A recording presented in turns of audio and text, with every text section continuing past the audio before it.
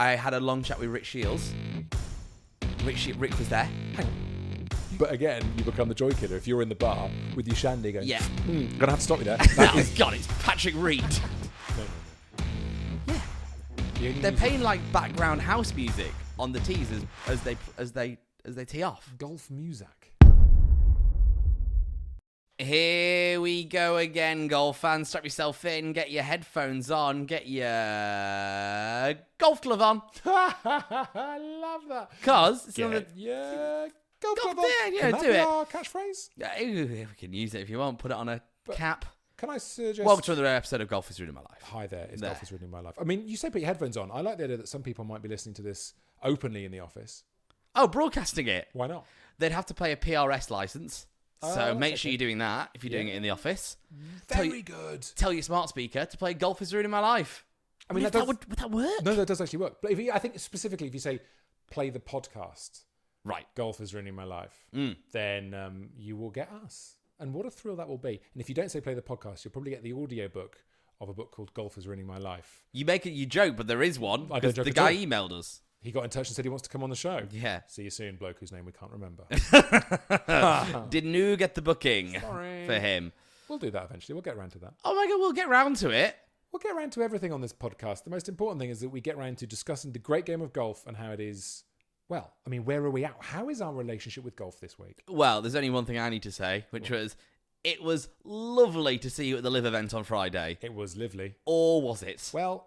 The thing is, Tom, or were you too busy for LIV? Listen, mate, I'm like the president, right? If you drop a diary change on me without at least 2 years' notice, yes, the white papers that I have to get through the upper chamber, aka my wife, in order to get to LIV, the Beth chamber, good. When I've got kids pickups, dog was getting groomed that day, and I was on Magic FM entertaining the nation. Not allowed to talk about golf, by the way. Have they said that to you? Well, no. When I say not allowed, as soon as I start talking about it, everyone does that. Oh, that's fine, though. I have discovered that I spend a lot of my time talking about golf, not only professionally here, but at various events and things I'm doing. I end up just having chats with people, and then other people rock up, see that I'm talking about golf, and go, "Oh, well done, Tom. You've brought the conversation back around to golf, have you?" Yeah, that's fine though. I don't even notice I'm doing it now. But it's the best sort of chat. And I mean, if you listen to this podcast, it's the only reason you're here, right? You are like us, and we'll talk about golf forever. Thanks, guys. LIV was great. Yeah, it looked absolutely incredible. I'm really sorry I didn't make it, but my goodness, you saw Patrick Reed nearly kill a man. You were nearly not just an audience, but a witness. Yeah, I had this amazing moment where I was walking around and we'd just finished watching the Majestics. Oh no, the team names are awful. They are awful, but I mean, there's so much we can go into with this. Yeah. The team names aren't great, but people are getting into it. There was people in merch. There was people following groups. No. I was shocked at the amount of people who were fully getting into the brands because I'd heard when people went to London last year, no one was wearing merch. But they didn't have teams last year, did they? When they first started, of course they have did. Teams initially. Yeah. I thought the teams got a whole rebrand or something after the first season. Maybe they got a rebrand, but there was definitely teams in the first year. Yeah. And walking around, there was people in Majestics bucket hats, like the cliques or whatever the names are. And do you think those names will survive into the PGA LIV merger? By the way, if anyone's good at anagrams, take the letters PGA and the letters LIV. Well, I can't do it now off the top of my head, but what word can you make? Oh, yes. Right? Put it in the comments. Vilgap. Vilgap? Yeah, that'll work. Comment down below. What would you call it? What would you merge the words? And then we'll take the credit and we'll say it on the next episode. Oh, yeah, we'll make a few quid off it. But it was just... I was really surprised to see the amount of people who were following groups and were buying stuff with the group's names on. And previous to Friday, I would have said LIV is going to be no more when the merger happens. They're just going to bin it off and... That I don't think it's going to happen anymore. Oh, because that is officially the plan is that LIV dies a death. LIV gets taken to the public execution spot somewhere in Saudi Arabia and gets killed. But is that not the case then? You think, well, hang on, this is what I was going to ask. What elements of LIV that you have seen would you like to see continue into the new weird, crazy world we're going into where LIV and PGA are hand in hand? So it was very different. It was really different to any golf event I've ever been to before. And as a player, I think you must feel a very different vibe playing on LIV. There's music on the tees. No. Yeah. No. The only They're music, paying like background house music on the tees as they tee off. golf music. Not golf music. Songs you would know, like house tracks, like fun dance songs. What? Yeah, it's not super loud, but it is 100% there. Is it on Spotify Premium? Because if it's not, those breaks for ads are going to be so annoying. Yeah. We will sort you out. If you've got a claim and you need to make one, get in touch now. Just on Westwood's backswing. Yeah. You could upgrade to Spotify Premium for $9.99 a month. Oh, damn it. Wow. So music. But because of that, there was always this sort of background noise element. So people sort of felt a bit more comfortable chatting. You weren't shushed loads, like in between the holes. So in like a little runoff area where none of these boys were ever hitting their shots, whereas us amateurs would find ourselves, they'd put bars there. So there was like a seating area where people are just sitting around having a beer, and behind them is Cam Smith having a putt. Wow. I mean, Cam Smith will like that, won't he? Yeah. He will be on board with that. Shoey. Could you not put the bar on the green? Exactly. That'd be much easier. I didn't know he was Indian. He is actually. He is. He's got a lot of heritage. Yeah. And then obviously Cam Smith, he did all right, didn't he? He won. Yeah, he won in London. Which does mean he's in a bit of form at the moment. He's playing well. Won himself 4 million quid, I think was Presumably just for turning up. Yeah. Or what? And it just there's so much to talk about because it was busy. Yeah. Well, who did you see then? Which players did you see who you were excited to see? So my only annoyance was that I got invited quite last minute by friend of the show, Sam Westwood. Thanks, Sam. Thank you, Sam. Thanks for prioritising us and inviting us. It's like getting an invitation to New Year's Eve on the 30th of December. Yeah. Thanks a Who's lot. pulled out? Yeah, exactly. Thanks, Sam. Thanks, Lee.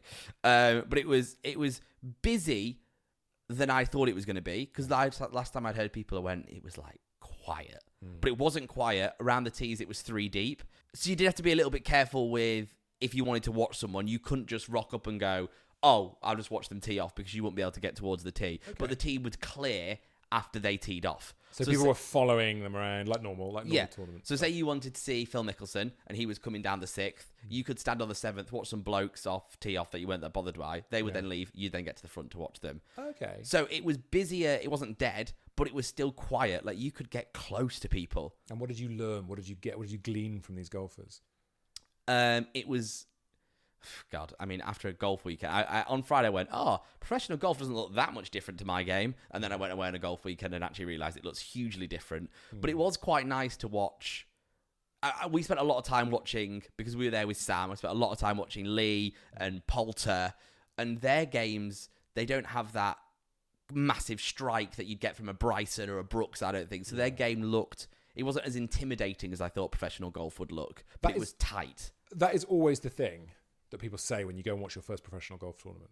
You know, what is the takeaway thing? And I remember the first time I went to watch pros at the BMW a couple of years ago, the sound, the noise of the ball being compressed. Yeah. You know what I mean? They hit it like a tennis ball. You could almost see the ball squidging and flying off.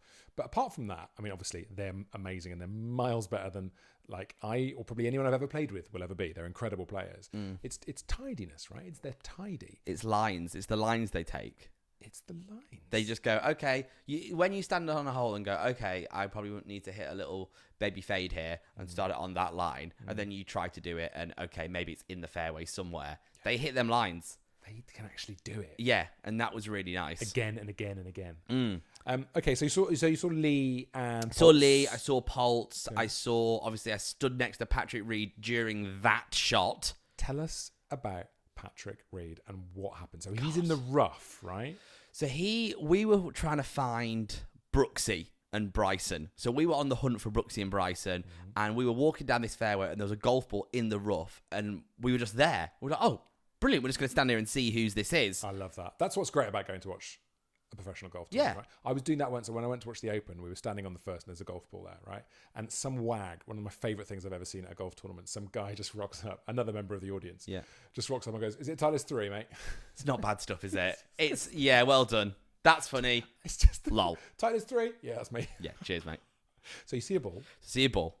And I'm like, I wonder who it could be. Think of the names that are here. Your Phil Mickelsons, your Cam Smiths, your Brooks Koepkas. And I was like, I see a team coming down. Oh, God, it's Patrick Reed. Christ, out of everyone it could be, it's golf's villain, Patrick Reed. And off he walks, and everyone's very pleasant because, of course they are. And we joke about him being golf's villain, but I didn't shout at him. I just thought it was nice to see him in real life. It's the same rule as anyone who's ever met a member of the royal family. No matter how much of a Republican you are, it's true, right? You end up meeting them and go, "Hello, yeah, lovely to meet you." Amazing, yeah, right? You meet someone super famous, you're not going to be like, "Oh, Patrick Reed, everyone hates you." No. You cheated years ago in something, apparently, allegedly. And then you're not going to turn your back on him and walk off. No. So everyone was very supportive of him, and he came over, and so he was in the rough without a line to the green. Deep rough as well. So he's asking people to move back, and can we move this camera? Can we move this, move this, move this? And one of his teammates has spaffed it even more into the woods than he is. Which team was it then that was going wrong? I don't the Spaffers, maybe that was the name of the team? Spaffers GC. So he was really, really in the woods, and his caddy was like, just go for it. Like, I don't know where he is. Just take your shot. Yeah. So he practices. What clubs he got? I don't know, He probably had 170 in? But there was no line to the green. Right. And ball below his feet, which naturally for me would say you're going to hit a bit of a fade. Yeah. And he just slams it, hits this stinger draw, which must have missed the cameraman's head by 2 foot. And it was going at some speed. Whoa. Straight into the woods. Clatter, clatter, clatter. Fires out back into the fairway. No, it was the fairway. Back into the middle of the fairway. You lucky bee. What did he do? What was his post-shot chat? Well, again, classic golf. Had someone behind him went, 4 left. Oh, no. Lovely stuff. And he went, 4, or whatever. Because they get in trouble, don't they, the pros, for not saying 4? Because there was a bit of a thing a few years back, wasn't there, about Bryson? Yeah. But I didn't see him. But he didn't say 4. But if he'd have said 4, he would have had to have said 4 half a second after the ball left his club face. The ball legitimately travelled at the speed of sound. Yeah. So it's not. There's no point. No. And it was just. You should be saying sorry. That's the only thing you can shout in the situation. Soz.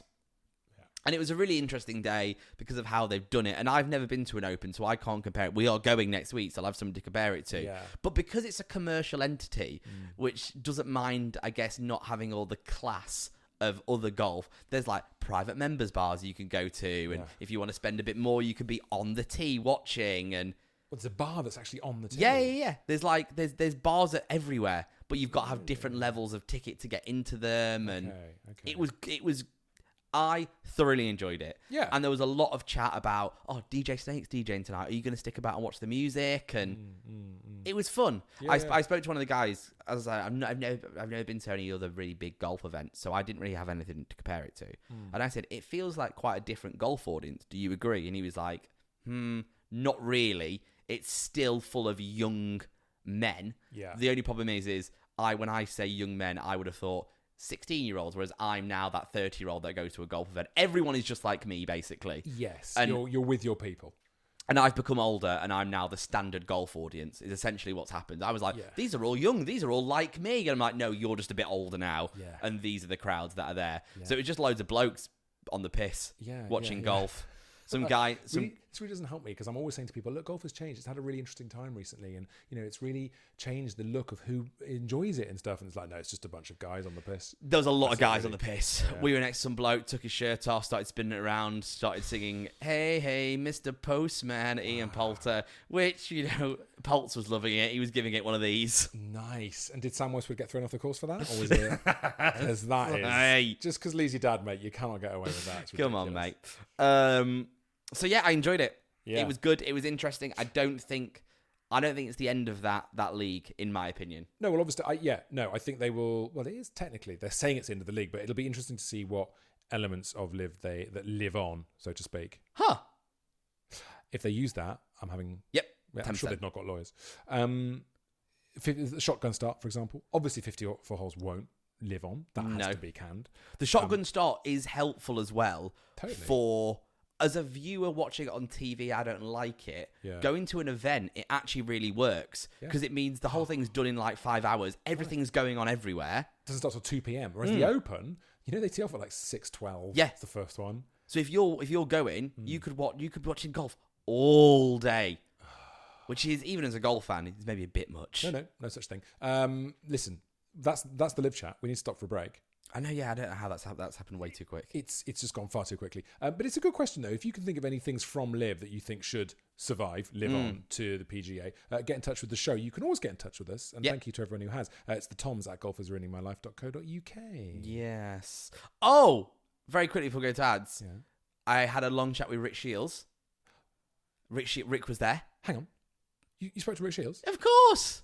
My good mate. Guys, go to ads and come back after. Okay, right? fine. Come It's on. fine. Rick was there. Lovely friend Rick. Oh, friend of the show? Friend of What's the show. his favourite episode of Golf is Ruining My Life? Yeah, hard to know. I was going to ask him to do a little video where he says, I love golf is ruining my life, but I didn't. I bottled it. Yeah. I had that when I was at the Ronan Keating thing. I'm standing there with Gary Player. Yeah. Gary, have you got any words for Golf is Ruining My Life? It's not going to happen, did Tom. you? No. You're an absolute wuss. No. So I had a lovely chat with him, and I've interviewed him in the past for stuff, and I've done stuff with him, so we sort of know each other a little bit. But he was bombarded by people. Was that his first live events? Yes. Okay. And that, for me, is an indication if Rick's done that, that's an indication that peace has broken out, right? Not peace, there's still some issues going on, but if Rick's there, because he hasn't been officially a live fan before. No, I think he's very much stayed on the fence, edging towards negative would be my take on it. Yeah. And when I chatted with him, I was like, so how are you finding it? And he was like, okay. I've not seen. I think by the time this episode comes out, his podcast might have actually already come out where he gives his full opinion. So go there for actual what Rick thinks. But just noises from Tom Green. Yeah, other than what he said to me after a few beers. He said he hadn't watched much golf. He said it wasn't a great watching course. I have nothing to compare that to because I've never been to an Open or anything like that, so I don't know. Yeah. I think go and see his podcast for what he thinks. But he was there. He was there. That's which wouldn't have happened last year. Because one of the reasons I love watching Rick's stuff and listening to Rick's stuff, and let's not make this too much of an advert for Rick Shields because he's fine, but it's because of his very genuine passion for golf, right? Mm-hmm. You listen to everything he does, you watch everything he does. He is just about the golf and sausage rolls, to be fair, but mainly about the golf. Yeah, and so interesting to hear how that fits with Liv. There was a lot of people there who never would have been there unless the merger had happened. I think the fact that we're all now one happy family means that people can go without feeling more a blended family with baggage, I would say. A hell of a lot of baggage. I would say, with a stepfather who's got all of the money in the world. Yeah. And some bodies under the patio. Do you know what I mean? Yeah, Succession vibes. Succession vibes, but we're going to live together because your house is very big. But, we have to go forward from here. Exactly. It is what it is. Do you want me to talk about my Slaley Hall trip? I am. So, I should say, when I arrived today, we're filming this at Tom Green's house, which is excruciating for me because it is exactly the same distance and almost exactly the same journey from my house to my golf course. Yes. So most of the way here, I'm like, going to play golf. And then at the last second, I'm like, I've got to go and just talk about golf. Oh, God. Boring. But then the first thing I thought was, but I want to know what happened on the lads' trip. The lads' golf trip to Slaley Hall. So off they go to Newcastle. When they arrived, I've got to admit, Tom, you looked very tired and you started moaning about the miles you've clocked up on your dad's car. So again, golf logistics, we know it's boring, but it is a schlep. Getting everything together, getting yourself to that course in time. Yeah. Getting everyone on board as well, especially if everyone's not a crazy golfer. God. It's a headache. I was Mr. Admin on this golf trip. This is how admin I was. I did everyone's scorecard for them. Oh my God, you were John Robbins. Is that what John does? Yeah, John's known as the handicap secretary. Oh, right, okay. You literally, oh my God, you and John. I filled in all their cards for them and give them what they're... Because a lot of the golfers are... There's nothing wrong with this. There was a lot of 36s knocking about. 36 handicappers. Nothing wrong with that at all. I definitely didn't roll my eyes at all. No, and there's nothing wrong with 36, but the reason that I would fill the card in, and I didn't mark their card on the way round, but I was like, this is your card, this is your name, this is your score, this is the score that you're going to get around this course, these are the holes that you're going to get 2 on, these are the holes that you're going to get 3 on. This is not fun. This is you just being a group leader. So admin. Did you have a high-vis jacket on? I wish I did. Did you have a clipboard and some health and safety advice? But I did it on day 1. And I was like, because day 1 was the singles game. So I was like, there you go, saw that. And then day 2, when I didn't do it, they were like, well, why have you not done it?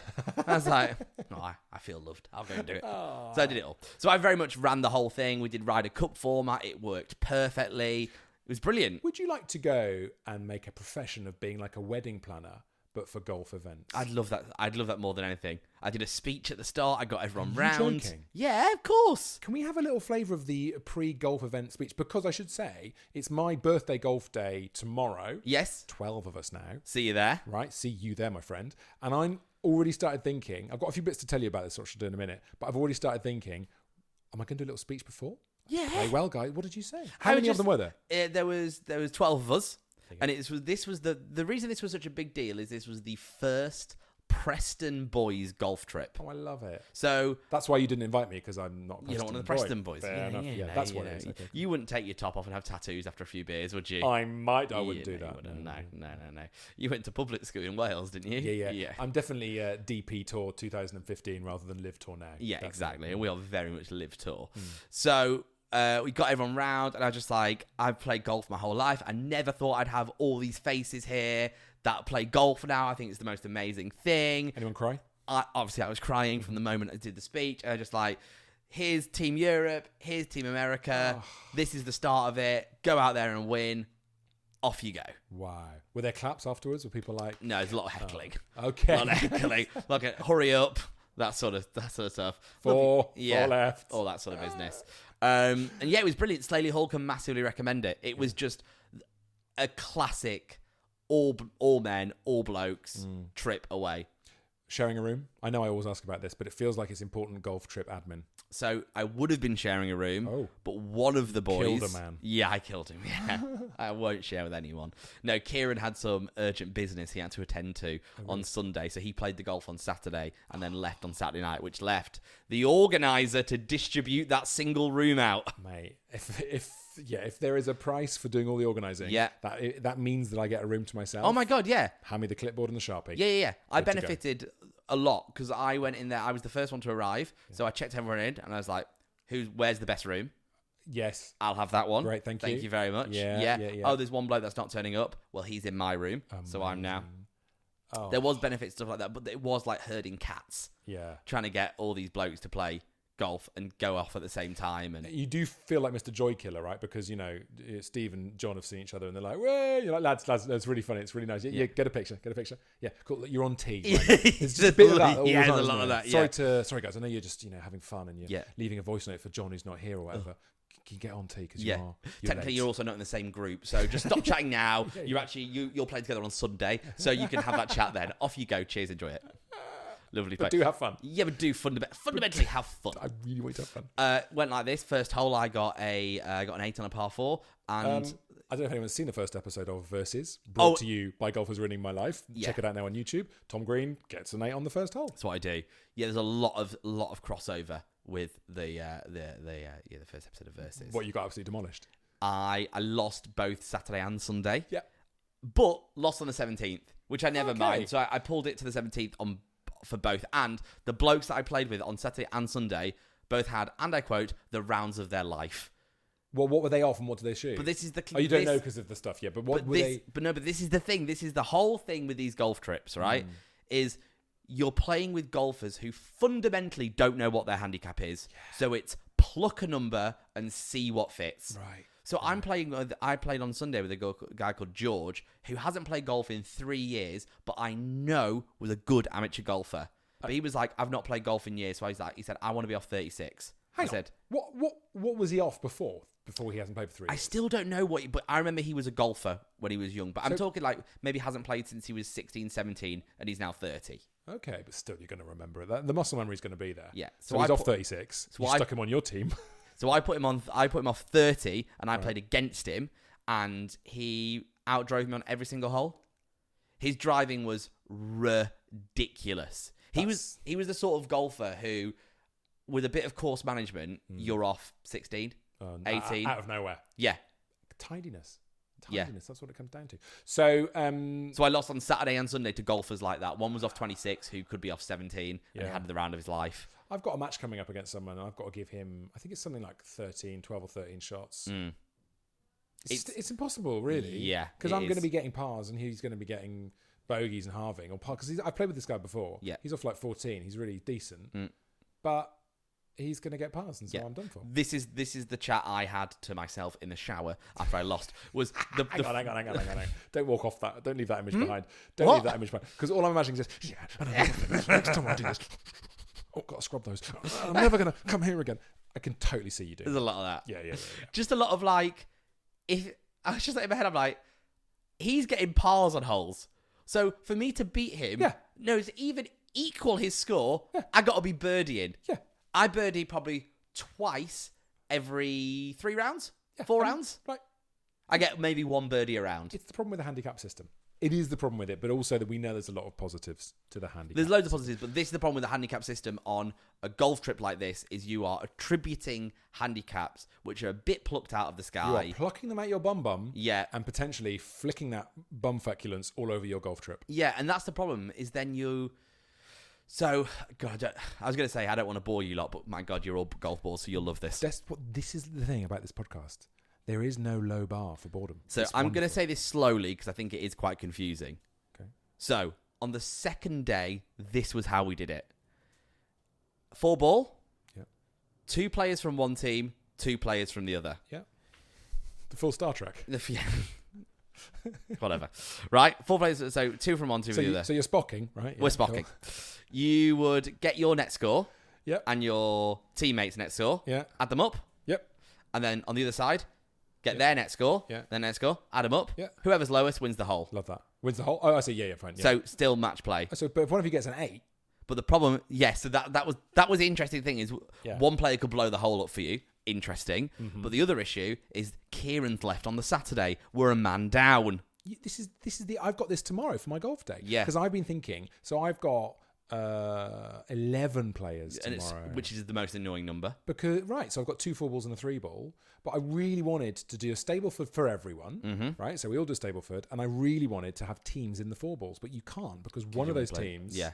So what I did is the best golfer there, who was playing off 4, yeah, I said, okay, you get your 4 shots. Whatever you get on a hole, you just double.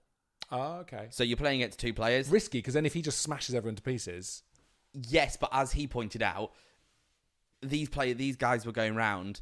This is what I go on for this for hours. This was also the problem with playing with people who don't play golf. Is they would shoot 30 over on the Saturday and go on Sunday and go, see, I told you my handicap should be 30. You're not supposed to shoot your handicap every single time. how it works. That's not the point. It's not the average of what you get every single time. It's supposed to be the best 6 rounds that you get. Oh, it doesn't matter. Yeah, It doesn't matter. you've turned up on a golf trip, not played in 2 years, played a course that you've never played, and shot 31 over and gone, see, told you I'm off 30. I'm like, you no, got 54 Stableford points. Yeah. That is not possible. you should probably be off 20 something if you're doing that. But again, you become the joy killer if you're in the bar with your shandy going, Yeah. Gonna have to stop you there. That is, sorry, you can get, yes, crisps, thank you. That is technically not possible. But that's the problem. I did one of them as well. I totally forgot. I didn't even have this right. So this was hilarious. Go on. On the Sunday, bloke spaffs his drive into the trees, and we were playing sort of loose rules. Like, because we're not all great golfers. So if you lost a ball, you don't need to go back to the tee. No, please, Just no. Oh, drop one in the bear that. rough and Of course, and but take it's your third shot, right? Of course, right? We don't have time for all this. No. So he goes into the trees, finds his ball, and goes, I'm going to take a drop. Right? Okay. So he thinks he's lost it, so he's like, I'll drop one up there. Okay. So he throws one into the trees and goes, oh, that's gone. I'll just drop one up there. Finds his ball, Right. but goes, oh no, I'm going to take an unplayable and just drop it into the fairway. No, you're not. No, Not you're into not. the fairway. Well, into the rough. Right. And I was like, I think it's actually, excuse me, it's actually 2 driver lengths. And I was like, I don't mind, but like, that is the rules. And I've got the driver here. It happens to be a kid's driver. Yeah. But those are the rules. So the bloke reluctantly walked back into the woods, Wow. did his 2 drivers, Wow. and head was gone Because of you. for me. Right. Great. But I'm glad that happened on the second day because you would have woken up in the Yeah. middle of the night to find something horrifying.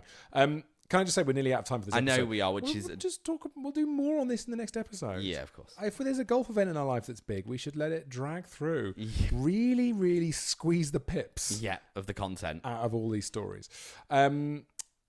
Final thought though, before we finish, before we wrap up. So my golf day tomorrow. Can we just quickly circle back onto that? Of course we can. So I'm going to do Stableford for everyone. Is there anything else I should be doing if we've got 2 4s and a 3? 2 4s and a 3. I would do best 2 scores go down. So if you want to have a team game for the golfers, I'd say best 2 of the 4 go down. Yes. And then in the 3 balls, it's still 2 scores, but they are helped out by having a handicap adjustment.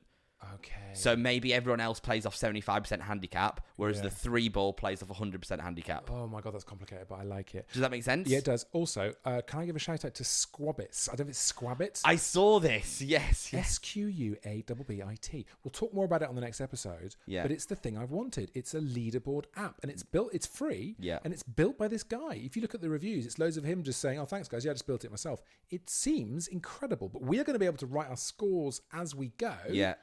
And be able to see how everyone's It's like a PGA doing. leaderboard, right? It's like a little PGA leaderboard on my iPhone. Like, seriously, that is cool. Yeah, that is cool. That's probably the thing I'm looking forward to most, if I'm honest. Next week as well, fingers crossed, everyone, we will have episode 2 of the Versus series with a very special guest. Episode 2, me and Tom play the best golf we've played on camera, I would say. Yeah. It's actually pretty slick at times, and the golfer who we play against, who is a professional everyone knows, there is a podcast episode with them next week. There's a lot of good content coming your way. Stand by for more. Thanks for listening. Get in touch with the show. And also next time we'll do some MyEG shout-outs as well. I've had some more MyEG pals joining us on this crazy journey into golf madness, so we'll do more of those next time. And make sure you go and like, subscribe, follow us on YouTube, follow us on Instagram, on TikTok. We're all there at Golf is Ruining My Life. But please do subscribe to the podcast. Thank you. See you next time.